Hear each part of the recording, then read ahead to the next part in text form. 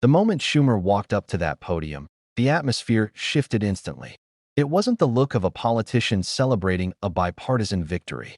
It was the look of someone issuing a warning, drawing a line, and telling the entire country that something enormous is about to happen.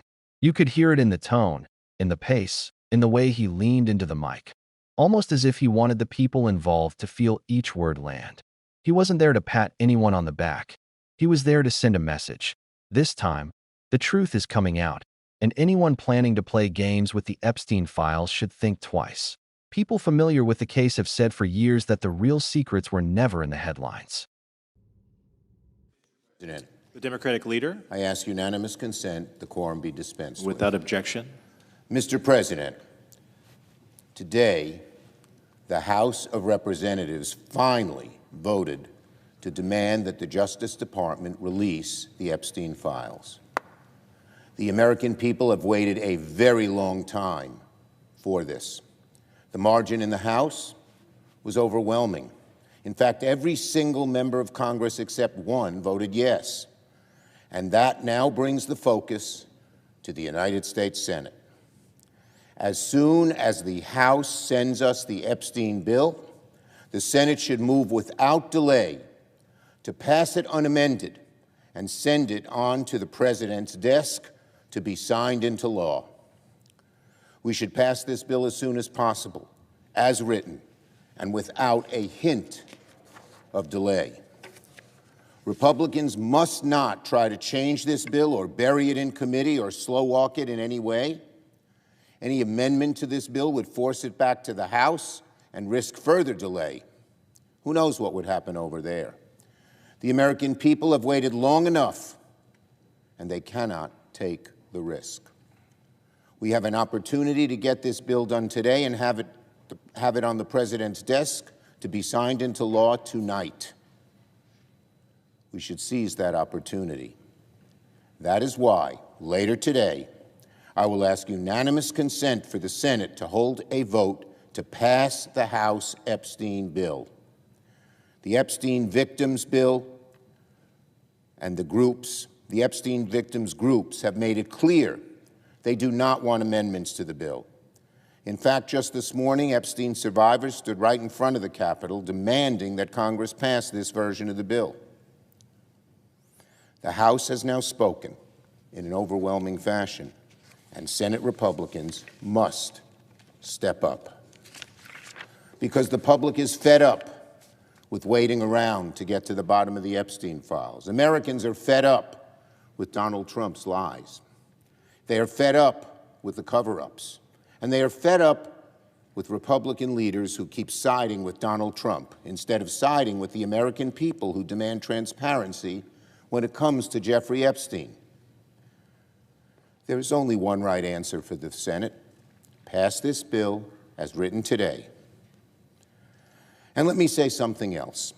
This could not have been possible without the courage and advocacy of Jeffrey Epstein's survivors. They made this vote possible. They risked their safety coming out of the darkness to share their stories, tell the truth. We thank them. We thank them, and everyone who has pushed for transparency. And let me also add this. This will go down as one of the most damaging moments of Donald Trump's presidency. In trying so hard to hide the truth, Donald Trump has provoked the fiercest rebellion he's ever faced among his own supporters, both in Congress and around the country. All the lying, all the broken promises about transparency, all the bullying and threats to members of Congress who wanted these files released, it's all blown up in Donald Trump's face. His usual methods of intimidation and dishonesty have failed spectacularly in this instance. But make no mistake, today's vote is just one step. Once the Senate sends this bill to the President's desk, Donald Trump must obey the letter of the law and ensure full transparency regarding the Epstein files. No, we'll give you some of this or not, but not that. Maybe you should see this. There's a reason you can't see that. Anything less than full transparency will be unacceptable in the eyes of the American people. If the president tries to manipulate his way into releasing just some of the Epstein files while deliberately hiding others, the public will see right through it. And their frustration, their distrust in Donald Trump will grow even worse. Before we get to that step, the Senate must finish this job first. We must pass this bill unamended as soon as humanly possible. And I yield the floor to my colleague, Senator Merkley, who's been a great partner as we have pursued finding full transparency with the Epstein files. The real secrets were always in the sealed documents, the buried reports, the interviews nobody ever saw, and the names that stayed protected while survivors waited for accountability. Everyone knew the files existed. Everyone knew they were locked away. But nobody expected Congress, especially both chambers, to force such a massive disclosure almost unanimously. That's why what happened yesterday felt like the pressure valve bursting open. Schumer didn't waste time acknowledging how rare this moment was. Near unanimous agreement, House and Senate moving faster than they have on almost anything in recent memory, and advocates finally seeing a breakthrough after decades of frustration. He said survivors pushed, demanded, organized, and refused to be ignored. And for once, the institutions actually listened. But even in that moment of historic movement, Schumer's tone was anything but celebratory. He wasn't smiling. He wasn't relaxed. He wasn't speaking like someone who believed the job was done. He was speaking like someone preparing the country for a fight. And that's because of a simple truth he laid bare. Passing a transparency law doesn't automatically create transparency, but a signature doesn't open a vault, that a statute doesn't force honesty. Words on a page don't stop people in power from protecting their own. Schumer knows this. Survivors know this. Journalists who've spent years chasing this story know this. The public needs to understand it too. Once the bill gets signed, that's when the real battle begins. The battle inside agencies, inside courtrooms, inside political circles, and inside the machinery of a system that has a long record of protecting powerful people at the expense of victims. Schumer emphasized that danger immediately. He told the public that there must be no funny business, no selective releases, no politically convenient timelines, no hiding behind bureaucratic excuses. He said full transparency must happen, not partial, not symbolic, not performative. He repeated it again and again. Anything less than full disclosure is unacceptable, not discouraged, not disappointing. Unacceptable, and he meant it, because he's watched what happens when sensitive documents land in the hands of officials who don't want everything revealed. He's seen how quickly a law meant to expose the truth can be turned into a technical tool to release only the harmless pieces. He's seen administrations comply with the letter of the law while destroying its spirit. He knows that one wrong move, one loophole, one ongoing investigation, excuse can shrink the release to a controlled drip that hides far more than it reveals. This is the part most people never see. The government rarely outright refuses to release something. Instead, the tactics are subtle, legal, and carefully wrapped in official language. Documents can be delayed, withheld, partially released, or buried under claims of privilege or protective review. New investigations can be opened strategically just to block disclosure. Agencies can fight in court for years over redactions that effectively erase the truth. Schumer didn't list these tactics directly, but he hinted at all of them, and he warned the public to watch for them. He said survivors deserve better than symbolic transparency.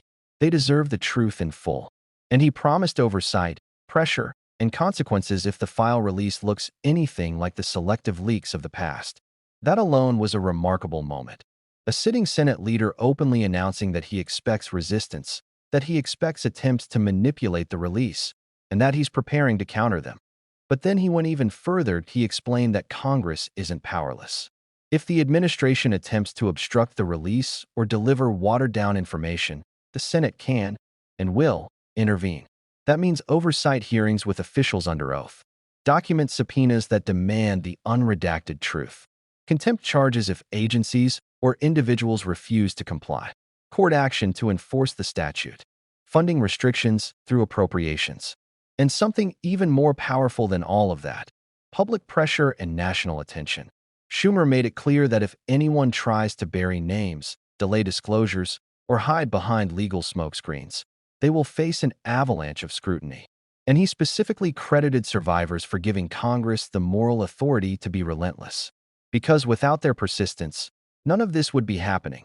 This is where the human element enters the story, the piece politicians often gloss over. Survivors have been ignored for decades. They were dismissed when they reported abuse. They were turned away when they asked for help. They were told that powerful men were untouchable, that the system wouldn't protect them, and that their voices would never outweigh influence.